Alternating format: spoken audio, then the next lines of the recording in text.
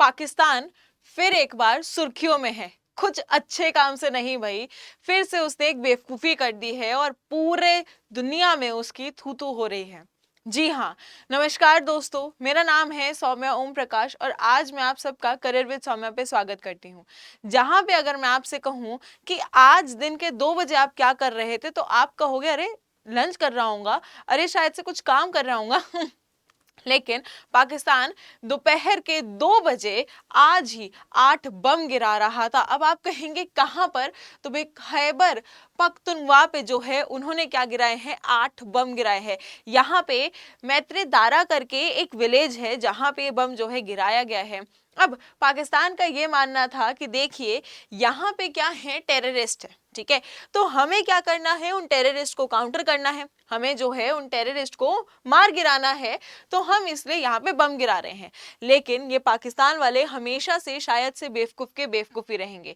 शायद से इन्होंने सच में ठीक से रिसर्च नहीं की, एनालिसिस नहीं किया कि भाई कहाँ पे एक्चुअली जो वो टेररिस्ट है वो हैं, एक्चुअल लोकेशन क्या है, वो एग्जैक्ट पॉइंट क्या है। क्योंकि इनके 8 बम गिराने की वजह से अगर हम बात करते हैं तो लगभग 30 सिविलियंस की जान चली गई। ये सब देख के तो लग रहा है कि पाकिस्तान के लिए सिविलियंस को मारना जो है ना वो आम बात हो गई है। कभी भारत के सिविलियंस को मारते हैं तो कभी कहीं के सिविलियंस को जो है मारते हैं। ऐसा नहीं है कि इन्होंने टेरर इंसिडेंट्स जो है वो रिकॉर्ड नहीं किए थे। अगर हम बात करते हैं लगभग 605 टेरर इंसिडेंट्स यहाँ पे रिकॉर्ड हुए हैं, उसमें लगभग 138 जो सिविलियंस है उनकी जान भी गई है। वहीं अगर हम बात करते हैं तो इसके साथ साथ 79 आपके पुलिसकर्मी जो हैं वो भी इन टेरर अटैक्स में क्या है, इनकी जान गई है। बट द पॉइंट इज कि पाकिस्तान अगर आपको अटैक करना ही था तो आप जरा थोड़ा ध्यान से कीजिए ना। सिविलियंस की जिंदगी भी जिंदगी है। आपने तो इनको क्या एक खेल समझ रखा है, कभी यहाँ के सिविलियंस को मार देते हैं, कभी वहां के सिविलियंस को मार देते हैं।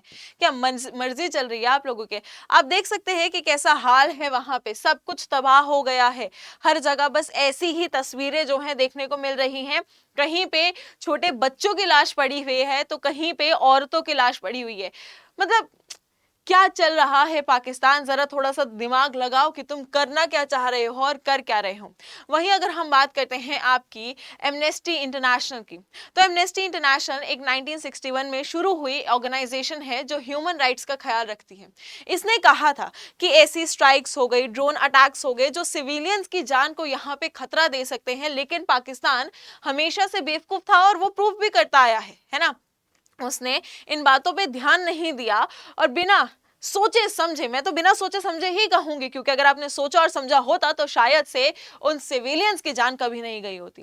राइट, वहां पे क्या कर दिया, अटैक कर दिया। वहीं अगर हम बात करते हैं तो यहाँ पे ये कहा जा रहा है कि इस अटैक में कुछ लोगों का क्या है, हाथ है। जैसे कि आप देख सकते हैं तरीके ए तालिबान पाकिस्तान का इसमें हाथ है। और 2 लोग जो हाईलाइट हो रहे हैं वो कौन है, अमन गुल एंड यहाँ पे है मसूद खान। बिल्कुल सही सुना, मसूद खान। इन लोगों के लिए सिविलियंस की जान जो है ना पीनट्स की तरह हो गई है कि आज कहीं यहाँ पे तो कहीं वहां पर। अगर हम बात करते हैं तो यहाँ पे इस लोकेशन की जो सिचुएशन है वो बेसिकली बलूचिस्तान की तरह होती जा रही है। जैसे बलूचिस्तान को पाकिस्तान से अलग होना है, वैसे उन्हें भी जो है इन चीज़ों से अलग होकर अपनी एक नई दुनिया बसानी है जहाँ पे वो लोग चैन की सांस ले सकें।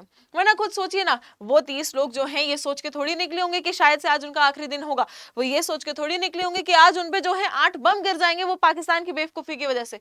नहीं, वहाँ के लोगों के दिल में जो है एक अलग ही डर बैठ गया होगा। अगर मैं बात करती हूँ कि क्या वहां पे टेररिस्ट थे, तो बिल्कुल इनको तो आप जानते ही होंगे, बहुत बड़ी शख्सियत है ये, क्योंकि इन्होंने भारत को कुछ ऐसे घाव दिए जो शायद से भारत की 10 पुश्तें भी जो हैं कभी भर नहीं पाएंगी। अगर हम टेररिज्म की बात करते हैं तो हाँ, उस एरिया में आपके पहाड़ हैं, ठीक है। पहाड़ों में छुपना बहुत आसान होता है, पहाड़ों में गुफाएं होती हैं, आप गुफाओं में आराम से छुप सकते हो। तो ये कहना कि क्या वहां पे टेररिस्ट थे, तो हाँ शायद से वहां पे टेररिस्ट थे। लेकिन यहाँ पे बेवकूफ़ी और गलती किसकी निकली, पाकिस्तान की, कि उन्होंने एक्चुअल एग्जैक्ट लोकेशन कभी भी ट्रेस ही नहीं की और कहीं पे भी बम गिरा दिए।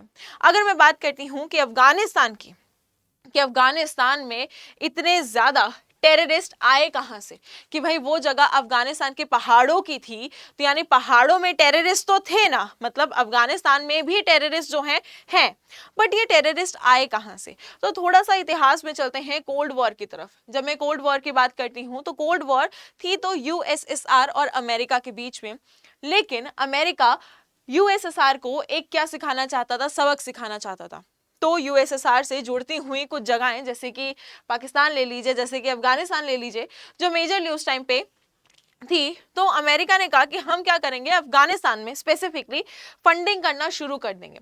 फंडिंग क्यों शुरू करेंगे कि वहां के जो लोग हैं, ठीक है, वो ट्रेनिंग लेंगे, ठीक है, वहां के लोग ट्रेनिंग लेंगे, वेपन चलाना सीखेंगे, और हमारे लिए क्या है, वो अटैक करेंगे किस पे, रशिया पे, यानी यूएसएसआर पे।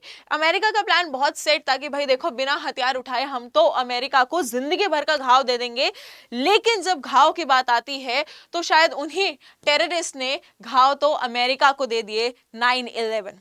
जब अमेरिका को ये रियलाइज हुआ कि मैंने जिस थाली में उन्होंने नहीं, सॉरी, जो वो टेररिस्ट थे जिस थाली में उन्होंने खाया उस थाली में ही उन्होंने छेद नहीं किया, बम ब्लास्ट कर दिया, जिससे अमेरिका जो है दंग रह गया, शॉक में रह गया कि यार मेरा प्लान कुछ और था और यहाँ पे हो कुछ और गया।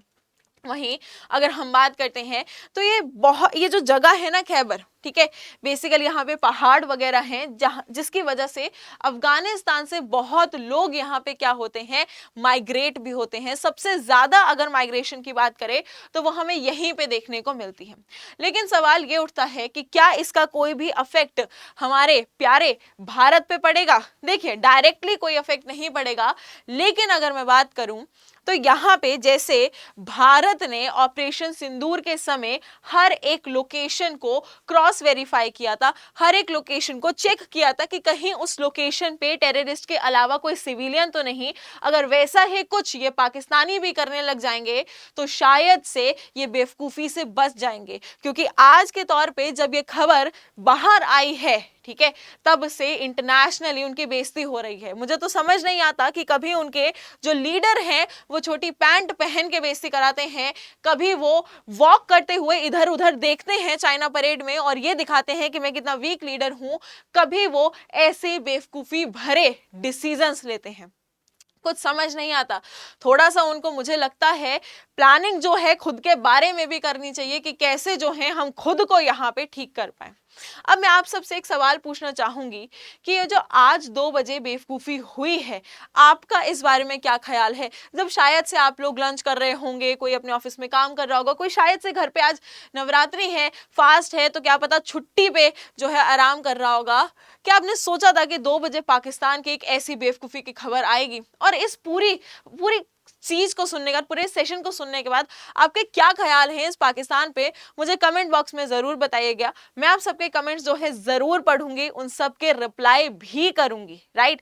और अगर आपको ये सेशन पसंद आया हो so do like, share and subscribe the channel. And इसी के साथ साथ अगर आप मुझसे कनेक्ट होना चाहते हैं तो डिस्क्रिप्शन बॉक्स में Telegram link and Instagram link दोनों ही प्रेजेंट है, उसको क्लिक करके आप उनसे कनेक्ट हो सकते हैं। So thank you everyone, have a really nice day. जय हिंद।